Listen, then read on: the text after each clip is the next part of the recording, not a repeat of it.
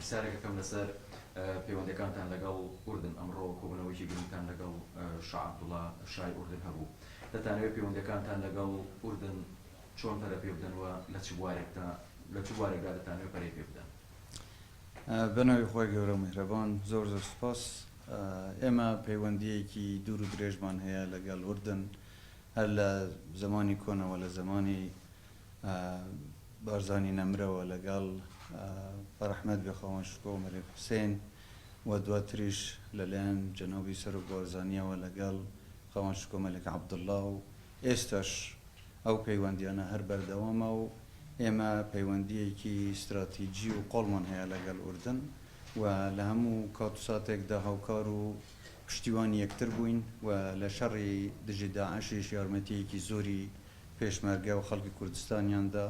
هەروەها وەکو دراوسەی عێراق ئێمە گرنگیەکی زۆر بە پەرەپێدانی ئەو پەیوەندیانە دەدەین لەگەڵ ئوردن و پێمان وایە دەتوانین هاوبەش و شەریکی باش بین بۆ پێشخستنی بازرگانی و کەرتی ئابووریش لە کوردستانە و ئەوانیش گرنگی بەو بابەتە دەدەن هەروەها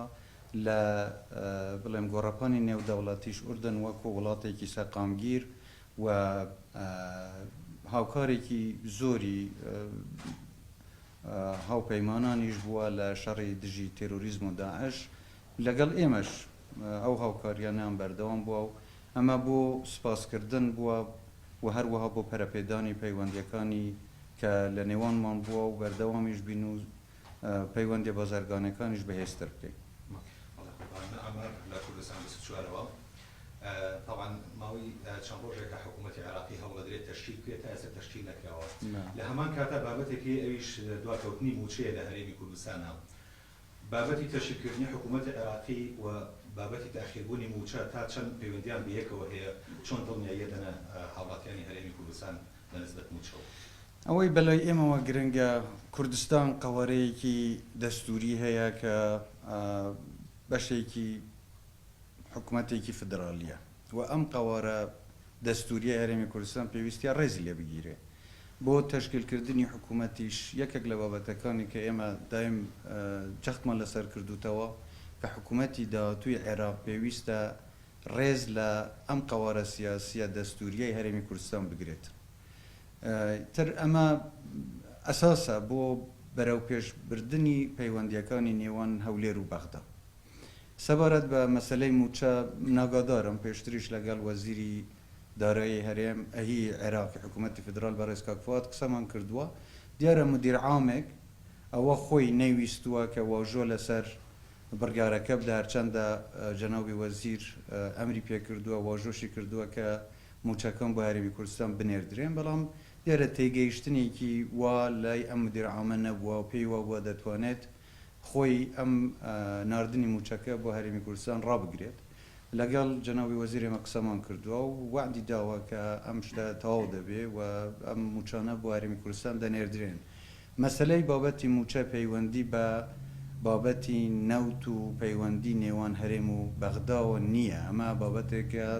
مافێکی دەستوری ئەو موچە خۆرانی هەرێمی کوردستانە کە حکوومەتەکانی عێراق هەمویان پابەندن بە ناردنیا و موچەیە نەناردنیان پێشێلکردنی ئەو مافە دەستوریە کە کوردستان و بەتایبەتی ئەو خەڵکیانە لەبەر ئەمە چاوەڕوانی هیوادارم کە کۆتایی بە بابەتە بێ و ئەو موچانە بە زووترین کات بگەن بۆ ئەوەی حکوومەتی هەرێمیش بتوانێت موچەی ئەو خەڵکە بدات. جناب الرئيس مصطفى سلمان وراسل قناة زاغروس. أسأل حضرتك إقليم كردستان تحصن بشكل قوي من ناحية ضد فيروس كورونا، لكن مع هذا اليوم سجل 4 حالات في إقليم كردستان، كيف ستتعامل حكومة إقليم كردستان مع هذا الموضوع؟ ڤایرۆسی کۆرۆنا بەداخەوە بووەتە کێشەیەک و پەتایەکە کە ناوچەکەی هەموو گرتووتەوە و بگرە زۆربەی شوێنەکانی دنیاشی گرتووتەوە لەوانەیە واقعی نەبێ ئێمە چاوەڕوانی ئەوە بینکەم ڤایرۆسە بە هیچ شێوەیەک ناگاتە هەرێمی کوردستان. ئێمە ئەوەی پێویست بووە کردومانە لە خۆ ئامادەکردن بۆ ڕوبەڕووبوونەوە و کەمکردنی کاریگەری ئەم پەتایە لەسەر خەڵک ڕێنەمایەکانی پێویست لە وەزارەتە معنیەکان بە خەڵک دراون و من داوا دەکەم جارێکی تر کە هەموو خەڵکی کوردستان پابەندی ئەو ڕێنەما نەبێت و خۆپاراستن باشترین شێوەیە بۆ ڕوبەڕووبوونەوە ئەم حاڵاتانەی کە جەنابەت باسی دەکەی دیارە عیلەیەک بووە لە ئێران گەڕاونەتەوە بەڵام دواتر کەرەنتینە کراون لە شوێنێک دانراون و تێستیان بۆ کراوە لە تێست بەداخەوە هەندێکیان دیارە ڤایرۆسەکەیان هەڵگرتووە و ئەمانەیان گواستوتەوە بۆ شوێنێک لە خەستەخانەیەک بۆ ئەوەی چارەسەری وەربگرن هیوادارم هەم ئەوان سەلامەت بن هەم خەڵکی تریش خۆیان بپارێزن بۆ ئەوەی ئەم پەتە لە کوردستان فراوان نەبێت و خەڵکێکی تر توش نەبن لە هەمووی گرنگتر ئەوەیە خەڵک بە هیچ شێوەیەک تووشی دڵارڕاوکێ نەبن خۆپاراستن باشترین شێوەیە بۆ ڕوبەڕووبوونەوەی ئەم کێشەوە هیوادارم بە کاتێکی زوو هەم چارەسەری ئەم ڤایرۆسە پەیدا ببێت هەم خەڵکی کوردستانیش پارێزراو بن و خۆیان بپارێزن باشترین شت ئەوەیە لە شوێنە قەرەباڵغەکان خۆیان دوور بگرن لە شوێنە داخراوەکان خۆیان دوور بگرن و ڕێنەماکانی پێویستیش کە لە وەزارەتەکانی هەرێمی کوردستان دەرەچێت لە وەزارەتی ناوخوا وەزارەتی تەندروستیە خەڵک پابەندی ئەو ڕێنەمایانە بن ئەمە تەنیا شتەکە ئێمە دەتوانین بیکەین ئەگەر خوا نەخواستە حاڵەتی نەخوازرای تریش هاتنە پێشەوە ئەو لە وەزارەتی تەندروستی ئامادەکاری کراوە بۆ چۆنیەتی خزمەتکردنی ئەو خەڵکانەی کە پێویستیان بە چارەسەری پزیشکی دەبێت تر پیوەدارم هەر ئەم حاڵەتانە بێت و هیچی تر تەشەنە نەکە لەسەر خەڵک ماوەتەوە خەڵک خۆیان بپارێزن من دڵنیام ئینشاءڵڵا هیچ کێشەیەکی وا نایەتە پێشەوە جنابی سەرۆکوەزیران شتێکی دیکە کە هاوڵاتیان پێویستیان بە دڵنیایی هەیە بابەتی داخستنی دەواازە سنووریەکان لەگەڵ وڵاتان کە ئێستا بەهۆی ڤایرۆسی کۆڕۆناوە چ دڵنیایی دەدەن بە خەڵک کە هیچ قەیرانێک بۆ شتومەک و پێداویستەکانیان لە هەرێمی کوردستان دروست نابێەوە بیرتانەوە کردوتەوە دەواازی ئیبراهیم خەلیل بکەنەوە بۆ ئەوەی کاڵا و شتومەک لێەوە لە تورکیاوە بێت هەرچی ئەو ڕێکارانەی گیرەوەنەتە بەر بوو ئەوە بووە کە خەڵک لە ئەم پەتەیە پارێزراو بێ ئەوان ئەمەش لەوانەیە وڵاتانی تریش ئەمان کێشەیان هەیە و خۆشیان لەوانەیە هەندێک ڕێکار بگرنە بەر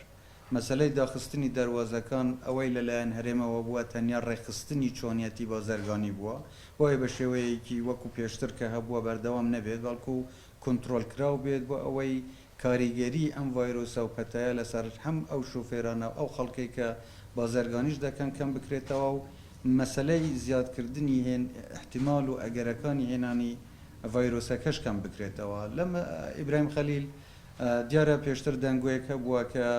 حکوومەتی تورکیا بڕیاری داخستنی دەواازەکەی داوا بەڵام دواتر کە پەیوەندیان لەگەڵ کراوە ئەوانی شامەدەیان پێشانداوە کە ڕێخستنی حرەکەی بازرگانی لەوێ بکرێ بە و شێوەیە کە پێشترە بووە نەبووە نەمێنێ بەڵام بە شێوەیەکی تر ئێمە بتوانین بەردەوام بین لە مەسلەی هێنانی کاڵا و